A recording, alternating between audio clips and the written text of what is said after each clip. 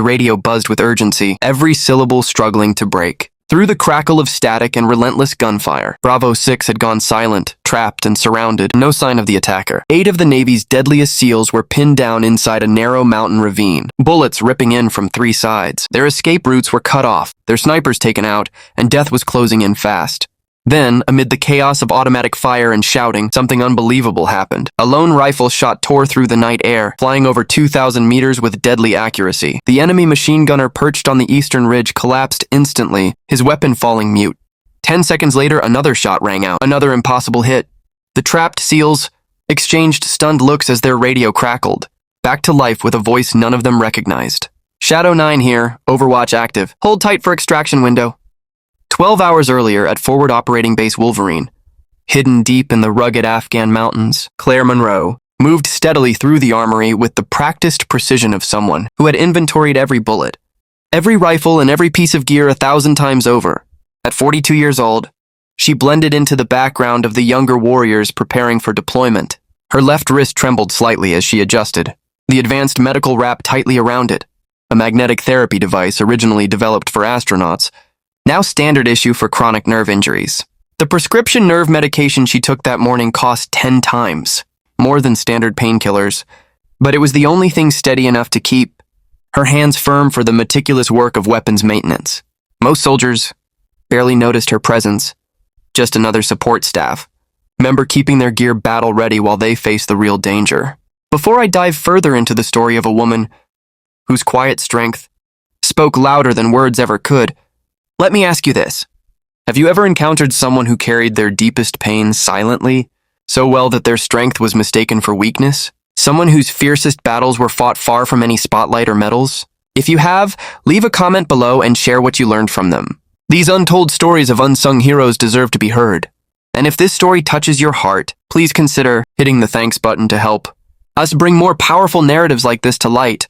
Your support honors those who serve in silence. Corporal Hayes, fresh out of advanced sniper, training and brimming with the confidence that youth and untested skill bring, watched Claire Monroe with thinly veiled contempt. "Hey, Santos," he shouted across the armory, loud enough for everyone to hear. "Seems like they're letting just anyone handle our weapons these days. Even old women who can barely lift them."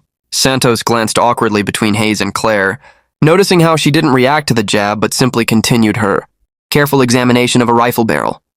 What Hayes missed was the subtle closing of her eyes, not from pain, but from a patient endurance honed through far worse than the petty insults of a green recruit. He didn't see the way her fingers moved over the weapon with a practiced intimacy born of countless hours in hostile fire, nor how she positioned herself instinctively to cover every entry point, a survival reflex built from years of combat experience. Captain Rourke entered the armory, clipboard in hand, his expression tightening when he spotted Claire alone in her corner. Unlike the younger soldiers, Rourke had seen enough to read the signs, the taut vigilance, the deliberate precision despite obvious injury, the almost imperceptible flinch at sudden noises. He'd reviewed her classified personnel file, what little of it was available, beneath thick blacked-out redactions. "Monroe!" he called with a tone of respect that went unnoticed by most.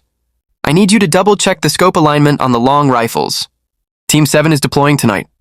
Claire nodded without looking up, but Rourke caught the slight tension stiffening her shoulders. Team 7 was heading into Taliban-controlled territory on a high-stakes reconnaissance mission, one where a misaligned scope meant the difference between getting out alive and a flag-draped coffin. The afternoon ticked by with the familiar cadence of pre-combat ritual. Soldiers polished weapons, inspected gear, and tried to bury their jitters beneath bravado and dark jokes. Claire remained focused in her corner, occasionally pulling out a battered notebook filled with strange symbols, resembling corrupted Morse code, a personal cipher developed during months of captivity when writing materials were scarce and privacy non-existent. Every few minutes, she checked her watch, and at exactly 2 p.m., her body stiffened briefly before she forced herself to relax. 2 p.m., the exact time her spotter Dalton took a bullet meant for her 5 years earlier in Kandahar. The moment she held him as he bled out, whispering apologies for missing the shot by mere millimeters, because her damaged left ear, injured in a previous blast, had skewed her spatial awareness. "You know what I heard?" Hayes continued, playing to the growing crowd of soldiers. I heard she got transferred here because she couldn't cut it in a real unit. Probably some diversity quota hire who got people killed. The words hung like toxic gas, spreading unease but met with silence out of military discipline. Claire's hand froze on the rifle she was inspecting, knuckles tightening around the barrel. A dangerous gleam flickered in her gray eyes, the cold calculation of someone weighing whether violence was worth the fallout. Then she set the rifle down with deliberate care and faced Hayes directly. "You're right," she said softly, her voice carrying a subtle accent. "Serbian? Croatian? I did get people killed. 3 of them. Dalton, Keene, and Nguyen. Want to know how they died?" The armory fell into an uneasy hush, save for the distant drone of helicopters warming up on the flight line. Hayes' smug grin faltered, but his ego pushed him on. "Sure, spin us your sob story. I'm sure it's heroic." Claire rolled up her sleeve, revealing a forearm etched with scars that at first seemed random, but on closer look formed a precise pattern. "These aren't just scars," she said, tracing one with a finger. "They're grid coordinates. I carved them myself with a shard of metal from a wrecked vehicle. During 72 hours of captivity in a Taliban compound, the location of their forward base, weapons caches and burial sites for captured Americans." She lowered her sleeve again with the same mechanical precision. "The intel I provided sparked the largest special operations raid of 2018. 43 enemies neutralized. 6 American prisoners rescued alive. But I was 3 minutes too late to save my own team." Captain Rourke stepped forward, his commanding presence filling the space between Claire and the suddenly pale Hayes. "Enough," he said firmly, though it was unclear who he addressed. "Monroe, my office, now." As they navigated the labyrinthine corridors of Fob Wolverine, Rourke kept stealing looks at Claire, a mixture of respect and concern. "You didn't have to tell them that." "No," she replied quietly. "But that kid is deploying tonight into the same sector where I lost my team. If my story makes him a bit less cocky, a bit more careful, maybe he comes back alive." Rourke stopped and studied her fully. The small woman with trembling hands and partial hearing loss who'd somehow survived what claimed so many others. "Your file," he began carefully, "mentions Unit 19. That's a designation I've only seen twice in 20 years. Unit 19 never officially existed. It was a ghost unit, a select group of the military's deadliest. Precision marksmen operating so deep in the shadows. Their missions were unacknowledged, their successes uncelebrated, their failures buried in classified files. You were their youngest member, and their only woman, recruited at 25 after a shot in Fallujah saved an entire Marine platoon from 1,500 meters through a sandstorm. They called you Ghost Eye then. Back when your hands were steady and your hearing intact, when skill and dedication seemed enough to keep everyone alive. The name had followed her across a dozen countries and 57 confirmed operations until the day Unit 19 walked into a compromised valley, after an intelligence leak they never traced. "I need a favor," Rourke said, breaking into her reverie. "Team 7's mission tonight, something feels off. The intel's too clean, too perfect. It's a setup." He trailed off, but Claire finished the thought. "Yes, I've seen the same reports. It matches the pattern before my team was hit. Someone's feeding false info, baiting units into kill zones." Rourke pulled up the mission parameters on a tablet. "I can't change anything officially without proof. But if someone monitored the operation here, someone with experience in pattern, recognition, and counter-sniper tactics..." He left the suggestion hanging.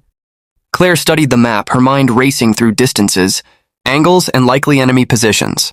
"I'll need access to the long-range comms array," she said. "And someone to check my old gear still works." As darkness settled over the mountains, Team 7, now operating as Bravo, 6 for the mission, prepared for insertion. Hayes, his earlier arrogance tempered by Claire's revelation, double-checked his rifle meticulously. The plan was straightforward.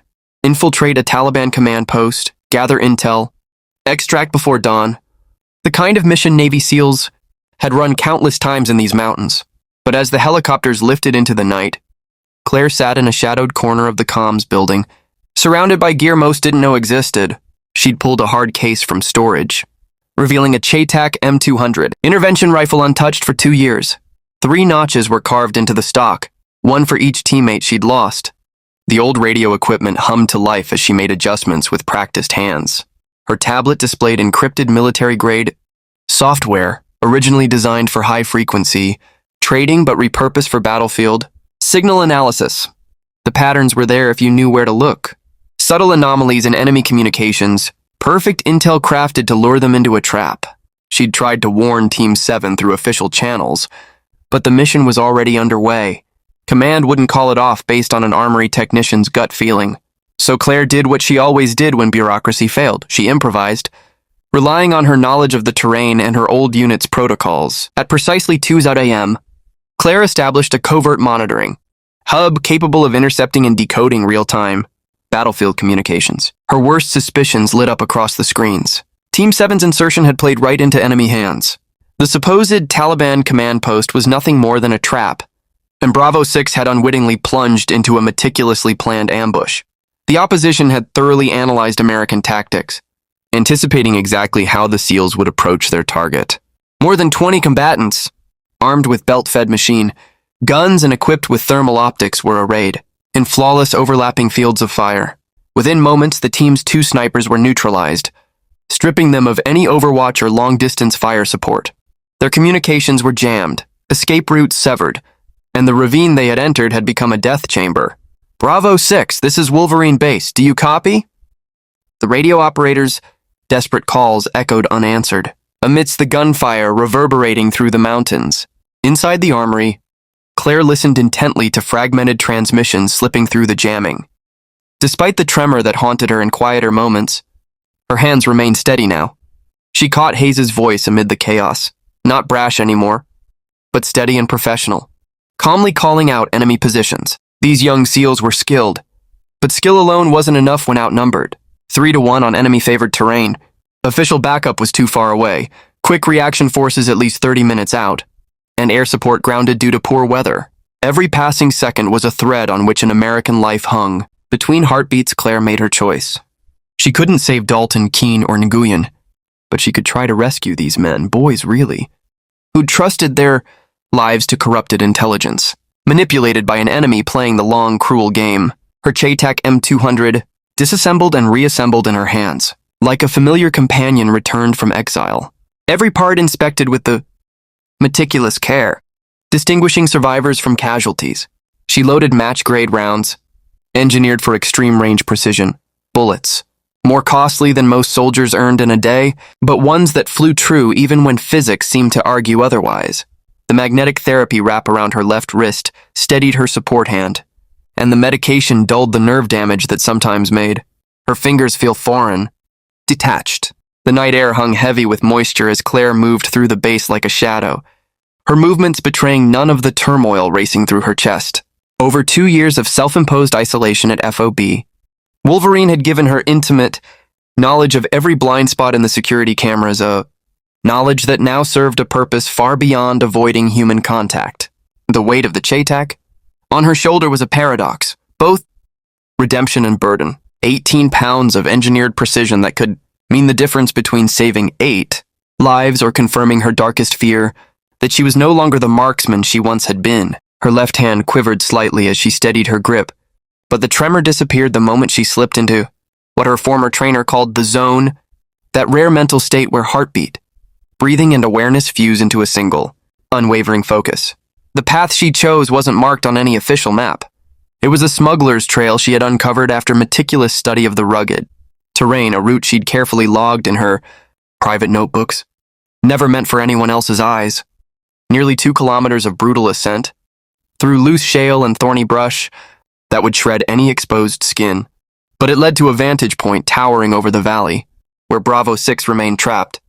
Her tablet displayed a live feed analyzing enemy communications in real time. The sophisticated processor, initially built for high-frequency trading on Wall Street, was repurposed to pinpoint the Taliban commander's location through complex signal triangulation. This cutting-edge military tech processed millions of data points every second, giving her a strategic advantage her foes had never anticipated. Each step upward was timed against the distant echoes of battle reverberating below. The distinctive staccato of American M4 rifles was fading, drowned out by the relentless thunder of PKM, machine guns, and AK-47s. Over her earpiece, fragments of Bravo 6's tactical channel filtered through the jamming. Hayes' voice, no longer cocky but professionally calm, called out dwindling ammunition counts. Sergeant Dalton tried to organize a breakout that all knew was impossible without suppressive fire. Time was now measured in heartbeats and bullets, and both were slipping away. Her damaged left ear complicated, pinpointing exact enemy locations by sound alone, but her muscle memory guided her steadily through the darkness. Night vision was reserved for when she absolutely needed it. At exactly 2:47 a.m., Claire reached the spot she had memorized, an outcrop of weathered stone that offered perfect sightlines into the valley while remaining concealed from below. Instinctively, the range data flashed in her mind: 2,047 meters to the main machine gun nest, a 15-mile-per-hour crosswind from the west, humidity at 67%, with an elevation difference of 312 meters. Her JTAC scope hummed to life with thermal imagery as she settled into a shooting posture, ingrained in her muscles. Even if her conscious mind tried to push it away, through the lens, the battlefield stretched out like a chessboard where death held the upper hand. The enemy was no ragtag militia but a disciplined force, carefully studying American tactics and deploying to counter them. 3 machine gun nests dominated the high ground, their overlapping fields of fire creating a lethal kill zone. Over 20 fighters moved with coordinated bounding Overwatch tactics, hinting at foreign training, perhaps Iranian or Russian advisors, but Claire held an advantage they never expected. She could read their entire operation like sheet music, decoding command through subtle hand signals and positioning. The enemy commander was cautious, never staying still, but he'd made one critical mistake. He'd stationed himself in a place where, if you knew where to look, he was fully exposed. Her first shot wouldn't be aimed at the commander. That target would come later. First, she had to sow doubt and chaos within their tightly knit assault. The enemy's forward air controller was tucked behind rocks about 600 meters from the SEALs, using a tablet much like the one beside her to coordinate drone strikes. Through her scope, Claire saw him clearly and settled her crosshairs on his gear. The rifle's crack shattered the mountain's silence as the bullet struck the tablet, spraying metal and glass shards across the controller's face. Not a kill shot, but far more devastating. Wounded and disoriented, the controller's ability to coordinate air support was instantly lost. What the hell was that? Hayes' voice crackled over intercepted comms as the enemy fire grew erratic, their coordination faltering with the loss of their eyes in the sky. Taliban fighters shouted, scrambling to find the sniper's location, but Claire had already slipped to a new firing position 40 seconds later. Her second shot hit the ammo feed of the eastern machine gun nest, jamming the weapon catastrophically. The gunner scrambled desperately to clear the malfunction, exposed to retaliatory fire. Sergeant Dalton, recognizing the opportunity, ordered, "Covering fire! Eastern flank! We've got a window!"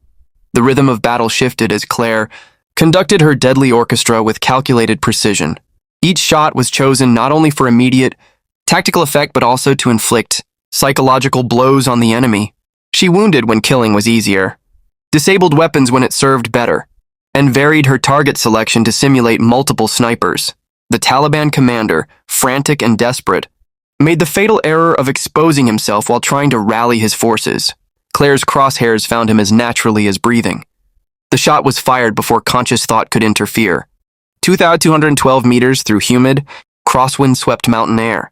A shot possible for only a handful of marksmen worldwide. The commander's fall unleashed the chaos Claire had so carefully orchestrated. Without a central command, the Taliban fighters began acting on instinct and self-preservation, rather than coordinated tactics. Some ducked for cover, wary of the unseen marksmen stalking them. Others pressed forward, hoping to crush the SEALs before more precise shots could find their targets. Amid the chaos, Bravo 6 spotted a narrow window to break free. Hayes, now tempered by the brutal lessons of combat, led the push forward, while Sergeant Dalton orchestrated a disciplined fighting retreat. But Claire could perceive dangers beyond their view, a second enemy contingent maneuvering to block their escape, directed by a shadowy leader who had remained concealed throughout the firefight. The next 15 minutes would sear themselves into the memories of every member of Bravo 6 as they clawed their way up the eastern slope of the valley. Shots, impossibly exact, seemed to carve a path through the enemy ranks. Fighters dropped or scattered before they could unleash effective fire on the retreating SEALs. Weapons jammed at critical moments. Would-be commanders were suddenly silenced or pinned down by gunfire, seemingly coming from every direction. Hayes would later describe it as feeling like some divine force was watching over them, guiding every shot. Little did he know that divine intervention That night was a 42-year-old woman fighting, nerve damage and haunted by survivor's guilt, finding her salvation through the iron sights of her rifle and match-grade rounds. Shadow 9, this is Bravo 6 actual.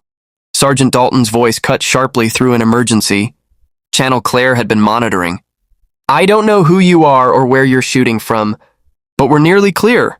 Can you confirm the extraction route is secure? For the first time since she opened fire, Claire responded. Bravo 6, Shadow 9, primary extraction route is compromised. Secondary enemy forces are moving to intercept from Grid 37 north. I recommend you follow the Arjul line south to Grid 35. I will provide overwatch.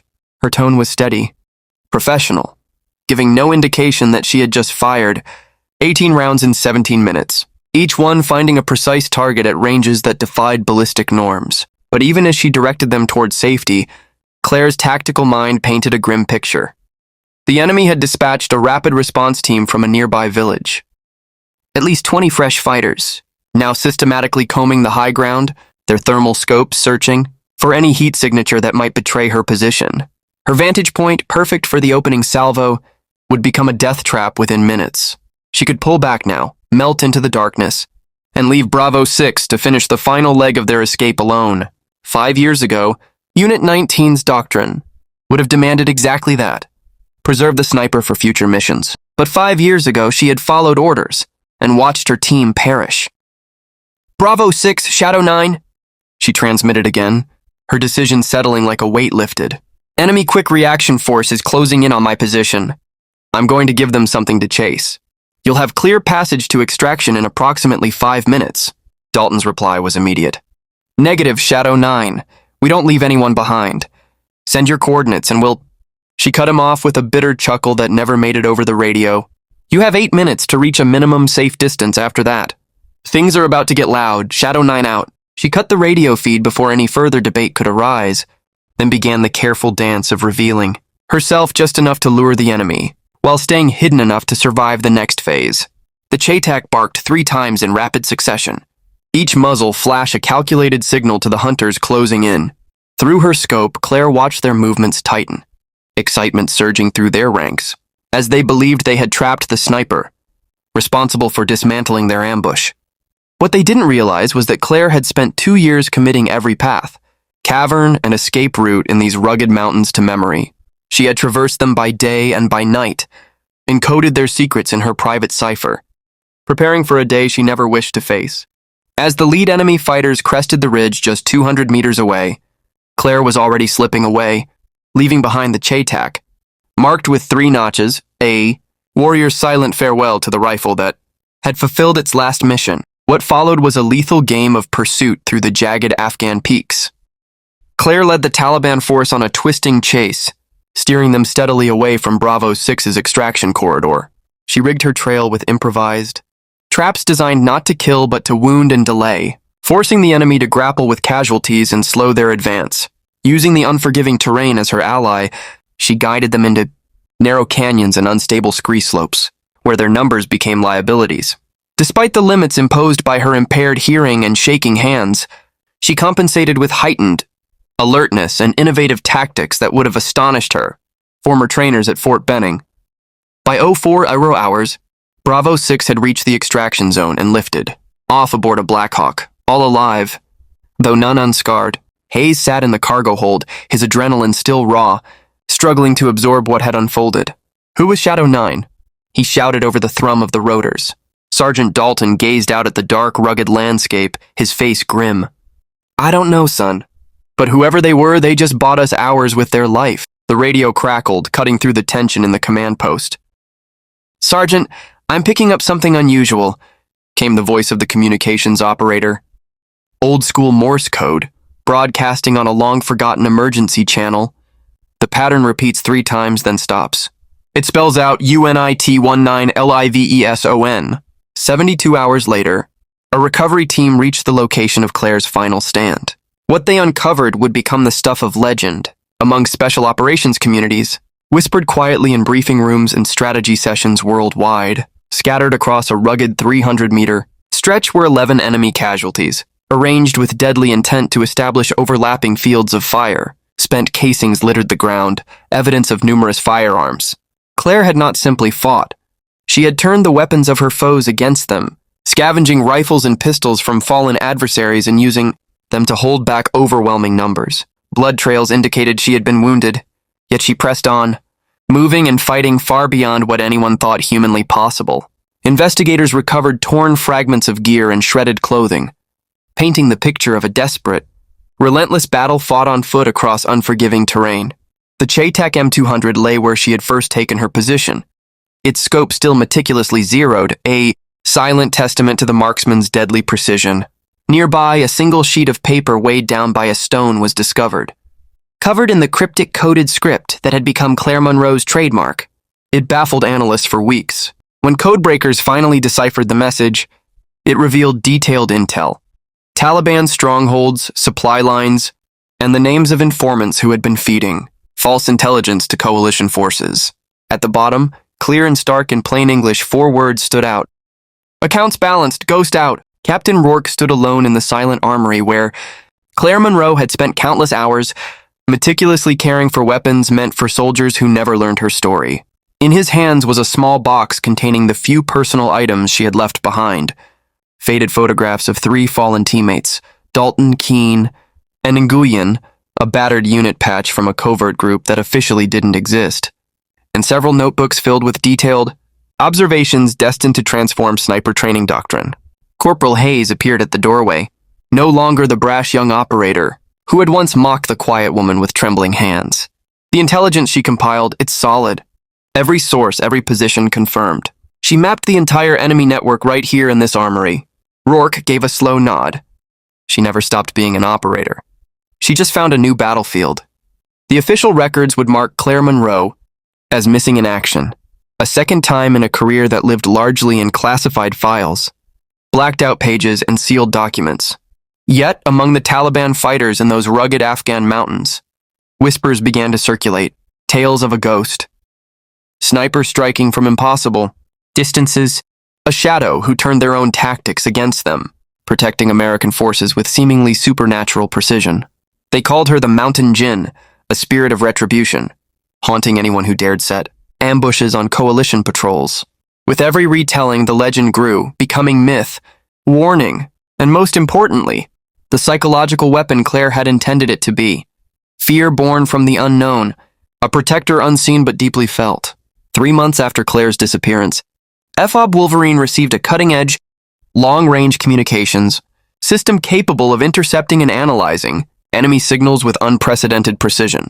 The funding behind the project remained classified, but Captain Rourke noticed the technical manual bore a familiar style, practical notes, clearly written by someone with frontline experience. The final page contained a cryptic message meant for those who oversee the Watchers. Over the years, the system would save dozens of lives, foiling ambushes through pattern recognition algorithms, so accurate they seemed almost prophetic. On quiet nights across remote bases, radio operators occasionally intercepted strange transmissions on outdated emergency channels, Morse code, always brief, always carrying intelligence that proved eerily reliable. These messages came from scattered locations, impossible to triangulate, always signed with a call sign nowhere in official records, Shadow 9. Command dismissed these reports as atmospheric glitches or equipment faults, but the operators knew better. Somewhere in the vast mountain wilderness, a guardian remained vigilant, an unseen sentinel who had chosen endless watchfulness over rest, finding in the shadows a purpose beyond recognition or reward. Corporal Hayes upheld a quiet ritual his team never fully understood. Before every deployment, he'd inspect his rifle one last time and whisper, "For Shadow 9. Asked why, he'd simply reply, "Because someone's always watching, always has been." This unspoken tribute quietly spread through the Special Operations community, a nod to the unknown protector who proved that heroes don't always wear badges or call signs. Sometimes they are the silent figures in the background, maintaining gear, analyzing patterns, waiting for the moment when their skill means the difference between 8 casualties and 8 soldiers returning home. The last note in the official investigation file came from an intelligence analyst who had studied Claire's notebooks for weeks, poring over cryptic entries and hand-drawn diagrams. The subject demonstrated an unprecedented ability to process battlefield data and predict enemy movements through pattern recognition. Her approach combined advanced mathematical modeling with a deep, intuitive understanding of human psychology under fire. The materials, over 300 pages, were recommended for immediate integration into advanced sniper training programs. A personal comment closed the file. We didn't lose an operator. We gained a guardian angel. The case was closed, sealed behind classification markings that would keep it hidden for half a century, buried deep in archives seldom accessed. Yet truth found a way around bureaucracy. Stories spread quietly through the special operations world, whispers of impossible shots that saved lives, warnings coming from nowhere, a presence in the mountains watching over American troops with otherworldly vigilance. The transmissions continued without fail, brief Morse code messages, bearing intelligence of startling accuracy. Enemy locations revealed hours before attacks, supply lines exposed before strikes. Always precise, always actionable, always untraceable. Across multiple forward operating bases, radio operators shared notes in secret, piecing together a map of interventions that revealed a watcher who saw everything, never rested and had become one with the shadows of war, always signed the same way. Shadow 9 was still watching.